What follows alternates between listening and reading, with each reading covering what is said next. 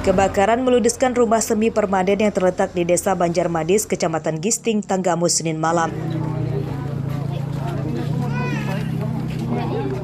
Kobaran api cepat membesar karena banyak bahan yang mudah terbakar. Selain perabotan rumah tangga, 1 unit motor di dalamnya turut terbakar. Petugas mengerahkan 2 unit mobil damkar. Petugas dan warga bahu-membahu memadamkan api.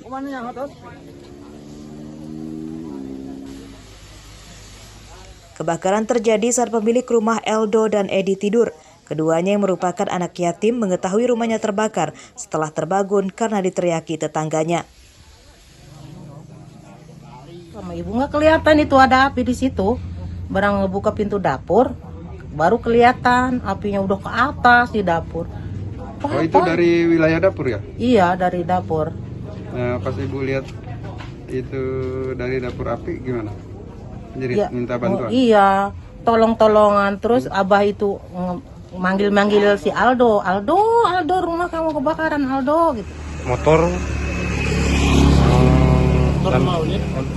2 unit informasinya. Belum jelas juga itu. Ya, itu aja. Untuk penyebabnya sudah ada kepastian belum? Belum ada kepastian, belum ada informasi itu. Masih siur. Penyebab kebakaran diduga akibat korsleting listrik. Musibah tidak menimbulkan korban jiwa, namun kerugian ditaksir mencapai puluhan juta rupiah. Andri Kurniawan melaporkan dari Tanggamus.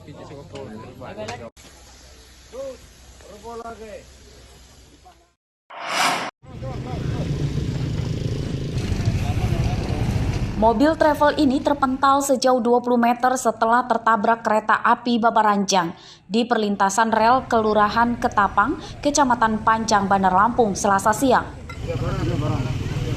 Mobil yang mengangkut 9 penumpang dari Jakarta ke Bandar Lampung rusak. Kereta api menabrak bagian belakang mobil. Palang pintu perlintasan kereta api di tempat ini sedang rusak. Pengemudinya tidak mendengar klakson kereta api atau mendengar sirine rambu-rambu yang menandakan kereta akan lewat. Mobil udah pasti udah lewat, depan belakang udah lewat rel. Kerja aja belum sudah ngasih kode. Udah lewat rel ya. Nggak nyangka aja nih kereta lewat. Kalau kita memang dari Jakarta. Dari Jakarta. Ini mau ngantar penumpang. Tapi memang pelang ini pada saat lewat tidak ada pelang, nggak ada sirine, nggak ada penjaga. Jadi memang kosong. Kita juga nggak tahu kalau ada. Nggak ada kereta. Masalahnya posisi jalan juga kan agak nyerong ya. Jadi nggak kelihatan kereta. Seorang penumpang terluka dan langsung dievakuasi ke rumah sakit. Penumpang lainnya kemudian diantarkan ke tempat tujuan menggunakan mobil lain. Nah, mobil ini begitu melintas kereta di sini karena tidak ada yang jaga dan tidak ada palang pintu. Nah, setelah melintas, pas di belakang keretanya datang. Jadi pas ada benturan pas di belakang sebelah kanan. Jumlah penumpang di dalam mobil itu ada 9 orang, termasuk supir. Jadi 1 yang luka, tapi tidak parah, ada luka benturan. Kemudian yang lain ya luka-luka lecet dan sak saja. Semuanya selamat. Mobil yang tertabrak kereta kemudian dievakuasi dengan truk derek. Polisi meminta para pengemudi mobil membuka kaca jendela saat akan melewati rel agar bisa mendeteksi kereta api yang akan lewat dan terhindar dari petaka. Arsadi Saputra melaporkan dari Bandar Lampung.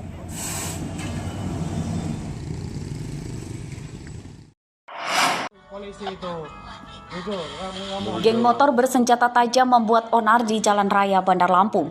Mereka yang arogan mengacung-acungkan senjata ke pengendara lain direkam dengan ponsel oleh warga dan videonya tersebar luas di media sosial.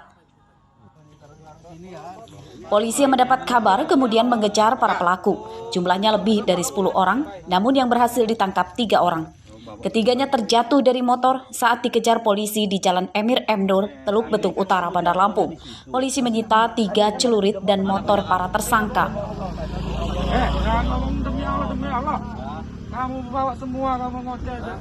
Ya, kemudian kita kejar. Kemudian pada saat di Jalan M. Nur, itu tepatnya di daerah Perumahan Mandala. Kemudian jatuh sebagiannya. Kemudian berlari kocar-kacir. Anggota saya melakukan penangkapan tadi, yang ketangkap cuma 3 orang tadi. Ya. Motif dari mereka sendiri apa, Pak Sat?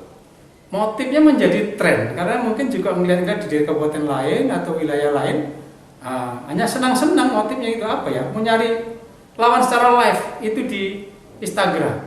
Jadi Tersangka bernama Hernando Saputra, Rikpal Januar, dan Bayu Girindra. Ketiganya berusia 19 tahun, warga Bandar Lampung. Polisi telah mendapatkan identitas para pelaku lain yang masih buron. Polisi meminta mereka menyerahkan diri sebelum ditangkap. Atas perbuatannya, para tersangka terancam 5 tahun penjara. Robi Laste melaporkan dari Bandar Lampung.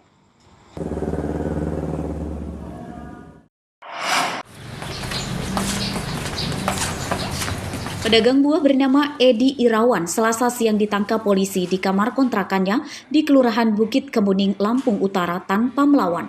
Polisi menyita 13 bungkus sabu-sabu dengan berbagai ukuran siap edar yang disembunyikan di lemari pakaian di kamarnya. Tersangka mengaku nekat menjual narkoba karena jualan buahnya selalu rugi. Profesi haramnya tersebut telah ditekuni selama 1 tahun. Narkoba diedarkannya di Lampung Utara dan Waikanan. Udah berapa lama? Ya dagang buah ya kadang-kadang kalau ada modal dagang buah kita. Jadi kalau nggak ada modal? Ya nganggur itu. Jual narkoba ya? Ya Jadi kamu dari jual narkoba itu dapat keuntungan berapa? keuntungannya Iya. ya paling 3 juta 2 juta lah paling besar. Oh. Uangnya untuk apa? Ya untuk saya bayar kontrakan, untuk biaya anak sekolah. Peredaran narkoba terungkap setelah polisi mendapat laporan dari warga sekitar kontrakan tersangka. Kronologis kami dapat informasi ya dari media sosial, dari warga juga mengatakan bahwa sering ada warga yang datang ke seputaran kontrakan tersangka yang bersangkutan ada di dalam rumah dan mengantongi barang bukti 13 paket. 13 paket itu terdiri dari paket besar, sedang, sama kecil. Total. Narkoba dipasok oleh seorang bandar di Lampung Utara yang kini masih buron. Atas perbuatannya, tersangka terancam hukuman 20 tahun penjara. Ardio Haba melaporkan dari Lampung Utara. Dapat di bukit itulah Pak dari kawan.